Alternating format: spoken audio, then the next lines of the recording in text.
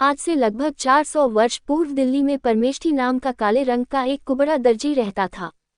शरीर से कुरूप होने पर भी वह हृदय से भगवान का भक्त था। उसकी पत्नी का नाम था विमला। उसके एक पुत्र और 2 कन्याएं थीं।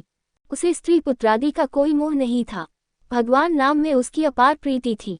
कपड़े सीते सीते वह नाम जप किया करता था। भक्त होने के साथ परमेष्ठी अपने काम में पूरा निपुण था। सिलाई के बारीक काम के लिए उसकी ख्याति थी। बड़े बड़े अमीर नवाब उसी से अपने वस्त्र सिलवाते थे। बादशाह को भी उसी के सिले वस्त्र पसंद आते थे। एक बार बादशाह के सिंहासन के नीचे 2 बढ़िया गलीचे उनके पैर रखने के लिए बिछाए गए। बादशाह को वे गलीचे पसंद नहीं आए। उन्होंने 2 तकिए बनवाने का विचार किया। बहुमूल्य मखमल मंगाकर उस पर सोने के तारों के सहारे हीरे, मानिक, मोती जड़वाए गए। जड़ाऊ काम बादशाह को पसंद आया। परमेष्ठी को बुलवाकर बादशाह ने वह कपड़ा उन्हें दिया और उसके 2 तकिए बनाने का आदेश दिया। परमेष्ठी वह रत्नजटित वस्त्र लेकर घर आ गए। घर आकर परमेष्ठी ने उस वस्त्र के 2 खोल बनाए। दोनों में इत्र से सुगंधित रुई भरी। तकियों के ऊपर रत्नों के बने फूल पत्ते जगमग करने लगे। इत्र की सुगंध से घर भर गया। ऐसे तकिए भला दर्जी अपने घर में कैसे रखे। वो उन्हें बादशाह के यहाँ ले जाने को उठ खड़ा हुआ। तकियों को उठाकर हाथ में लेते ही परमेष्ठी ने ध्यान से रत्नों की छटा देखी। उनके मन ने कहा, कितने सुंदर हैं ये तकिए। ये क्या एक सामान्य मनुष्य के योग्य हैं। इनके अधिकारी तो भगवान वासुदेव ही हैं। जैसे जैसे इत्र की सुगंध नाक में पहुंचने लगी, वैसे वैसे यह विचार और दृढ़ होने लगा। मन में द्वंद्व चलने लगा, वह कारीगरी किस काम की, जो भगवान की सेवा में न लगे। परंतु मैं क्या करूं, तकिए तो बादशाह के हैं। मन के असमंजस ने ऐसा रूप लिया कि परमेष्ठी को पता ही न चला कि वह कहाँ है, क्या कर रहा है। उस दिन जगन्नाथपुरी में रथयात्रा का महोत्सव था। परमेष्ठी एक बार जाकर रथयात्रा का महोत्सव देख आया था। आज भावावेश में जैसे रथयात्रा का वह प्रत्यक्ष दर्शन करने लगा। परमेष्ठी देख रहा है, श्री जगन्नाथ जी रथ पर विराजमान है। सहस्त्रों नर नारी रस्सी पकड़कर रथ को खींच रहे हैं। कई पीछे से ठेल रहे हैं। कीर्तन हो रहा है, जय जयकार गूंज रहा है। सेवकगण एक के बाद एक वस्त्र बिछाते जा रहे हैं। श्री जगन्नाथ जी एक वस्त्र से दूसरे वस्त्र पर पधारते हैं। सहसा रथ के कठिन आघात से जगन्नाथ जी के नीचे बिछाया हुआ वस्त्र फट गया। सेवक मंदिर में दूसरा वस्त्र लेने दौड़े, पर उन्हें देर होने लगी। परमेष्ठी से ये दृश्य देखा नहीं गया। उन्होंने शीघ्रता से 2 तकियों में से एक जगन्नाथ जी को अर्पण कर दिया। प्रभु ने उसे स्वीकार कर लिया। परमेष्ठी के आनंद का पार नहीं रहा। वह आनंद के मारे दोनों हाथ उठाकर नाचने लगा। परमेष्ठी ने स्वप्न नहीं देखा था। सचमुच रथयात्रा में भगवान जगन्नाथ स्वामी के नीचे का एक वस्त्र फट गया था और पुजारियों ने देखा कि किसी भक्त ने रथ पर एक बहुमूल्य रत्नजटित तकिया प्रभु को चढ़ा दिया है। यहाँ होश में आकर परमेष्ठी ने देखा कि एक तकिया गायब है।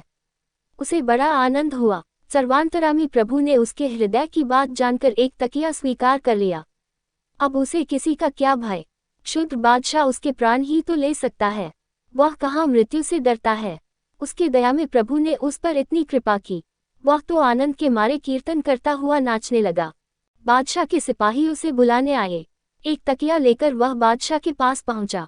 बादशाह तकिए की कारीगरी देखकर बहुत संतुष्ट हुआ। उसने दूसरे तकिए की बात पूछी। परमेष्ठी ने निर्भयता पूर्वक कहा, उसे तो नीलाचलनाथ श्री जगन्नाथ स्वामी ने स्वीकार कर लिया। पहले तो बादशाह ने परिहास समझा। वह बार बार पूछने लगा। जब दर्जी ने यही बात अनेक बार कही, तब बादशाह को क्रोध आ गया। उन्होंने परमेष्ठी को कारागार में डालने का आदेश दे दिया।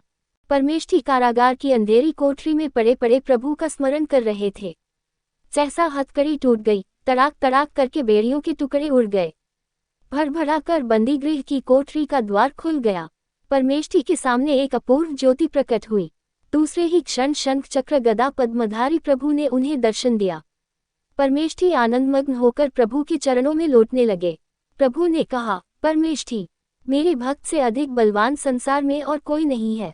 किसका साहस है जो मेरे भक्त को कष्ट दे। आ बेटा, मेरे पास आ। परमेष्ठी तो कृतार्थ हो गए। प्रभु ने अपने चरणों पर गिरते हुए उन्हें उठाया। उनके मस्तक पर अपना अभय कर रखा। उन्हें मुक्त करके वे अंतर्धान हो गए।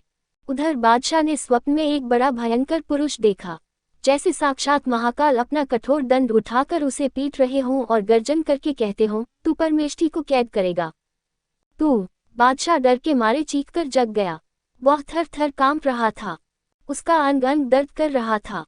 शरीर पर प्रहार के स्पष्ट चिन्ह थे। सवेरा होते ही उसने मंत्रियों से स्वप्न की बात कही। सबको लेकर वह कैदखाने गया। वहां पहरेदार सोए पड़े थे। परमेष्ठी की हथकड़ी बेड़ी टूटी हुई थी। उनके शरीर से दिव्य तेज निकल रहा था। वे ध्यान में मग्न थे। ध्यान टूटने पर वे व्याकुल से होकर रोने लगे। बादशाह को बड़ा आश्चर्य हुआ। उसने परमेष्ठी से हाथ जोड़कर क्षमा मांगी। नाना प्रकार के वस्त्राभरणों से सज्जित करके हाथी पर बैठाकर गाजे वाजे के साथ उन्हें शहर लाया। बहुत सा धन दिया उसने। चारों ओर भक्त परमेष्ठी का जय जयकार होने लगा। परमेष्ठी को यह मान प्रतिष्ठा बिल्कुल नहीं रुची। प्रतिष्ठा से बचने के लिए दिल्ली छोड़कर वे दूसरी जगह चले गए और वहीं रहकर पूरा जीवन उन्होंने भगवान के भजन पूजन में व्यतीत किया।